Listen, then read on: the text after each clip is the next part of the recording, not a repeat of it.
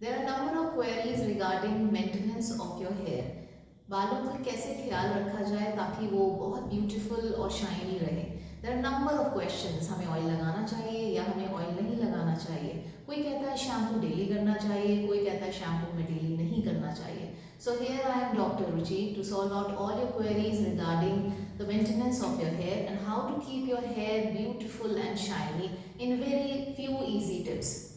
First point is, let me tell you a very important thing कि hair cells are the fastest growing cells जो सबसे जल्दी grow होते हैं and they are very sensitive to any deficiency going out in your body. अगर थोड़ा सा भी इधर उधर हुआ, थोड़ी सी deficiency हुई, stress हुआ तो सबसे sensitive आपके hair cells होते हैं जो सबसे पहले suffer करते हैं. इसलिए थोड़ा सा भी stress लेने में या आपने अपना meal डिस्टर्ब हुआ है आपका या स्किप हुआ है तो सबसे पहले जो डिफरेंस दिखेगा वो आपके बालों में दिखेगा and you will see hair falling out. तो सबसे पहला जो पॉइंट है दैट इज योर डाइट और उसमें जो the most important 2 things are iron and protein. Iron जो है इफ पीपल आर एनीमिक यानी आपके हीमोग्लोबिन लो है this leads to hair loss. तो आयरन रिच फूड आपको लेना है and keep an observation towards your haemoglobin level. Iron rich food यानी कि ग्रीन लीफी वेजिटेबल्स, फिश और डेट्स ये आप लीजिए. Second is protein. प्रोटीन यानी keratin which makes your hair and gives strength to your hair. तो protein rich foods are milk, curd, yoghurt and fish, non veg you can have. दूसरी चीज जो है that is washing off your hair. आपको बालों को कैसे wash करना है. सबसे पहले जो शैम्पू आप यूज करेंगे that should be very mild, that is no sulphate and no paraben formula होना चाहिए. So do not forget to read the label जिसमें आपका no sulphate and no paraben mention है. आप उस माइल्ड शैम्पू को, स्पेशली आप मेडिकेटेड शैम्पूज यूज कीजिए तो वो ज़्यादा अच्छी चीज़ रहेगी. शैम्पू कब करना चाहिए. शैम्पू आपको डेली नहीं करना है. शैम्पू इन केस आपके डैंड्रफ है बालों में तो आप ऑल्टरनेट डे शैम्पू कीजिए. Keep your hair very clean. जिसको डैंड्रफ की प्रॉब्लम है या ऑयली स्कैल्प है आपको फ्रिक्वेंटली वॉश करना है बट नॉट डेली, क्योंकि डेली वॉश करने से आपका जो नेचुरल ऑयल है हेयर का that will wash off. Shampoo आपका जो एंटी डैंड्रफ शैम्पू है वो भी माइल्ड होना चाहिए which has conditioners into them. और डेली वाले शैम्पूज आपके जो है आप थ्राइस वीक या ट्वाइस अ वीक आप कर लीजिए वो ठीक है. दूसरी चीज़ आती है शैम्पू के बाद आपको कंडीशनर यूज़ करना है. Conditioner should be of a very good quality यानी कि आपको hair mask for about 10 minutes apply करना है और उसके बाद आपको हेयर को बहुत अच्छे से, ताकि आपका स्कैल्प में भी इन केस अगर कंडीशनर अप्लाई हुआ है आप उसको प्रॉपरली वॉश ऑफ कर दीजिए. अब सवाल आता है किस पानी से वॉश करना है विच इज़ वेरी इंपॉर्टेंट. कभी कभी हेयर फॉल सिर्फ आपकी जो वाटर सप्लाई है, जो क्वालिटी ऑफ वाटर है उसकी वजह से होता है. अगर वाटर सप्लाई आपकी बहुत क्लोरिनेटेड है या बहुत ज़्यादा उसमें कुछ केमिकल्स एडेड हैं या बहुत ज़्यादा ट्रीटेड है या हार्ड वाटर है that is very harmful to for your hair. Hair wash करने के बाद आपको बहुत फ्रिजीनेस और आपको बालों में वो सॉफ्टनेस फील नहीं होगी.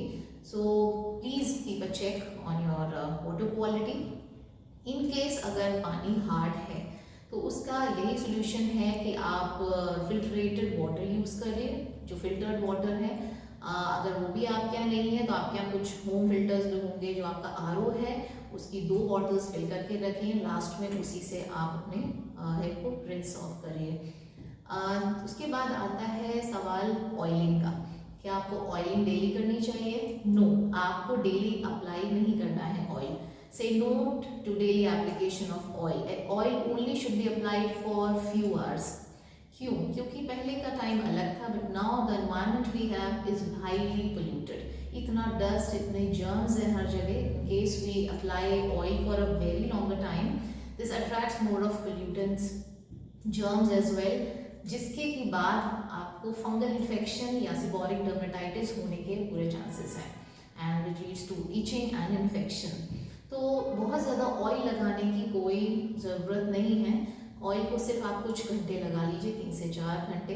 ओवरनाइट भी लगाया जा सकता है पर बहुत ज़्यादा ऑयल लगाना भी, अगर आपको डैंड्रफ है या ऑयली स्कैल्प है तो उतना लंबा लगाने से कोई फ़ायदा नहीं है। एंड ऑयल आप it is only use for increasing circulation, तो सिर्फ सर्कुलेशन के लिए अच्छा है, आपको नरिशमेंट के लिए अच्छा है। तो आप कौन सा ऑयल लगाएं? Oil should be of a very pure quality, it should B organic. आप प्योर ऑयल लगाइए, कोकोनट वर्जिन ऑयल है, आपका ऑलिव ऑयल है, उसको मैं बेस्ट मानती हूँ, विच इवन आई यूज़। बहुत ज़्यादा एक्सपेरिमेंट्स करने की ज़रूरत नहीं है, पहले आप रीज़न ढूंढिए कि हेयर फॉल क्यों हो रहा है। सिंपल ऑयल जो प्योर क्वालिटी का है उसको अप्लाई कीजिए। वॉशिंग के बाद एंड एक और मैं टिप देती हूँ आपको कि instead of going too much to for salons and hair spas, which I never go for because there is always shortage of time. तो अगर आपके पास उतना टाइम नहीं है, आप उतना स्पेंड नहीं कर सकते सैलून्स में, तो please go for homemade hair mask. Homemade hair mask आपको ज़्यादा स्ट्रेंथ देंगे, आपके बालों का वॉल्यूम बढ़ेगा, क्वालिटी बढ़ेगी। तो is a small tip, apply curd into your hair, जो आपको डैंड्रफ प्रॉब्लम भी सॉल्व करेगा, आपके बालों को सॉफ्ट रखेगा और एक अच्छी शाइन देगा। And take curd and add 1 tablespoon of any coconut oil और olive oil and apply for half an hour से लेकर 1 घंटे तक and just wash it off. Wash करना है, आपको शैम्पू करना है and then do not forget to apply conditioner. दूसरा हेयर मास्क आपका आता है egg hair mask, egg white, which is rich in vitamin B12, which gives volume to your hair, vitamin E, vitamin A, fatty acids, protein. So this is too good for your hair. अगर आप non vegetarian, you can apply it. Egg white में भी आप थोड़ा सा oil mix करिए and apply it for 1 hour. उसको भी आप शैम्पू से वॉश करेंगे and do not forget to apply conditioner after it. सो इसके बाद मैं यही बताऊंगी कि अगर आप ये सब चीज़ें फॉलो करेंगे, you never need to go for any special salon hair spas और एनी स्पेशल ट्रीटमेंट। अब सबसे इम्पॉर्टेंट चीज़ आती है if you are going for any hair styling. अगर आप ये सब स्टेप्स फॉलो कर रहे हैं and you are taking good care of your hair, तो you can go for your stylings, you can go for hair smoothening, rebonding, but please remember go to good saloons who use good quality of products. और इन सबको बहुत frequent नहीं रखना है कि आप हर week या हर मंथ जा रहे हैं and avoid applying any chemicals और styling gels to your hair. बाकी आप जितना केयर करेंगे आपके बालों में उतनी स्ट्रेंथ रहेगी and you can again go for rebondings and smoothenings. उसके बाद भी आप केयर कीजिए, आपका जो मैंने होम रेमेडीज़ बताई हैं वो आप अप्लाई वो सब कीजिए।